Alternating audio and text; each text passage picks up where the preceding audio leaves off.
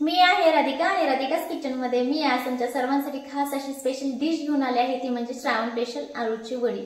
चला तर मग वेळ न घालवता लगेचच आपण पाहूया एकदम क्रिस्पी होणारी आळूची वडी। नमस्कार सर्वांना, राधिका's किचन मध्ये आपल्या सर्वांचे मनपूर्वक स्वागत आहे। तसेच जर तुम्हाला राधिका's किचनचे व्हिडिओ आवडत असेल तर व्हिडिओला लाईक करा, चॅनलला सबस्क्राइब करा, शेअर करा आणि कमेंट्स करायला विसरू नका। त्याचबरोबर जर तुम्ही अजून राधिका's किचनला सबस्क्राइब केले नसेल तर सबस्क्राइब करा, म्हणजे रोज राधिका स्पेशल कुठली डिश घेऊन येते हे तुम्हाला लगेच समजेल। आळू वडी बनवण्यासाठी इथे सर्वात आधी मी पानं घेतली आहेत आळूची आणि त्याला मागून पहा असं लाटून घेतलं आहे आणि थोडीशी इथे लाटण्याने फाटली आहेत, पण काही हरकत नाही, काही होत नाही त्याच्याने। पण ह्या शिरा सगळ्या आपण हितून सोलून मग ती लाटण्याने लाटून घेतल्या आहेत। आता इथे 1 वाटी बेसन पीठ घेतलं आहे, 1 वाटी तांदळाचं पीठ घेतलं आहे। तिथे मी गरजेनुसार तीळ घालणार आहे, पण इथे अर्धी वाटी तीळ घेतला आहे। तिथे मी चिंच आणि गूळ एकत्र मिक्स करून घेतला आहे, चिंचेचा कोळ तयार करून घेतला आहे। इथे मी घरचा लाल तिखट मसाला घेतला आहे गरजेनुसार। इथे हळद घेतली आहे, चवीनुसार मीठ, 1 चमच जिरे आणि 1 चमच ओवा घेतला आहे।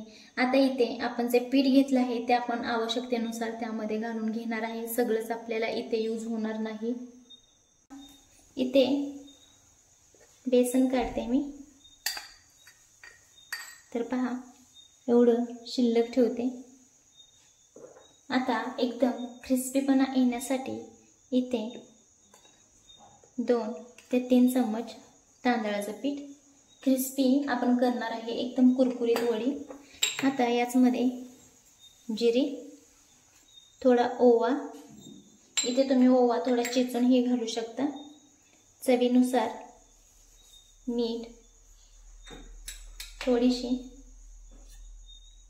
हळद, घरचा लाल तिखट मसाला, इथे तुम्ही मिरची, लसूण त्याचाही वापर करू शकता।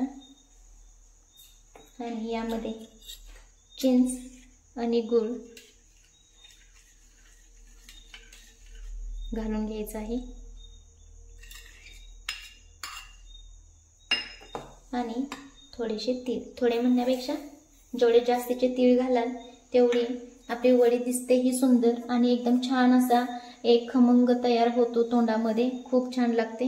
म्हणून तिळाचा वापर थोडा जास्तच करावा आळू वडीमध्ये। आता हे छान असं मिक्स करून घ्यायचं आहे आधी चिंचेच्या पाण्यामध्ये।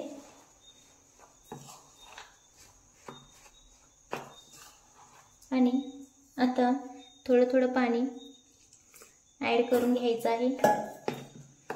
आता छान असं हे मिक्स करून घ्यायचं, थोडं थोडं पाणी घालून याच्यातल्या सगळ्या गाठी फोडून घ्यायच्या आधी पहा। आता अजून पाणी थोडे मध्ये ऍड करून घेऊया आणि हे छान असं मिक्स करून घेऊया। तर पहा इथे छान असं मिक्स करून झालं आहे आणि पहा एवढंच आपल्याला पातळ ठेवायचं आहे। आता आपल्याला ह्याच्या उलट्या साईडला असं पीठ लावून घ्यायचं आहे। पहा आपल्याला इथे खूप दाटसर लावून नाही घ्यायचं, जर आपण खूप दाट पीठ लावलं तर कुरकुरीपणा येत नाही आणि खूप जाड वडी होते। आपल्याला लेयर्स खूप द्यायचे आहेत आणि एकदम क्रिस्पी तयार करायचे। तर पहा बोटाने फक्त मी पीठ ओढते असं आणि असंच पातळ लावत जायचंय आपल्याला, खूप तर चिकटलं जातं। आता ह्याच्या विरुद्ध दिशेने दुसरं पान टाकून घ्यायचं आहे, सेम प्रोसेस सांगितलं, कढईने लावून घ्यायचं। आता ह्याच्यावरती एक छोटं पान ठेवून त्याच्या पुन्हा विरुद्ध, म्हणजे ज्यावेळेस आपण वडी कट करतो त्यावेळेस अजून छान दिसली जाते।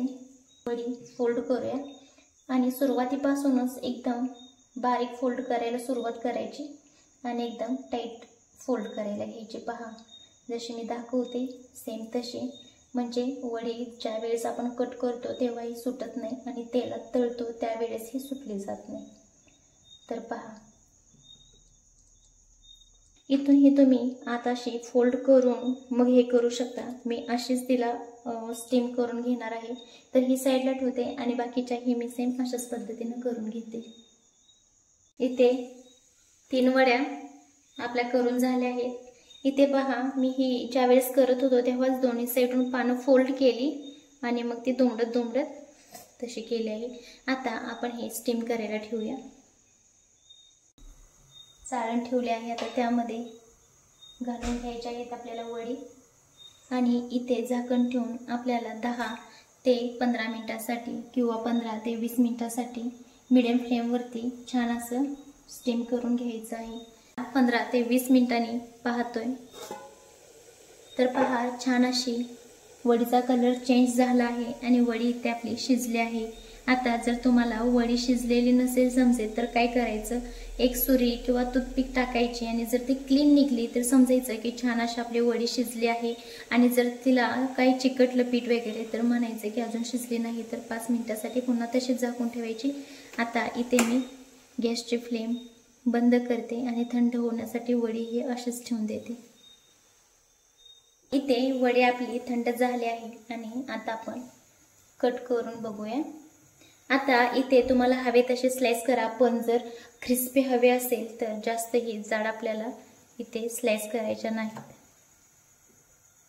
पहा, वाव किती छान लेयर्स पडलेत पहा. तर एकच साइज ठेवायची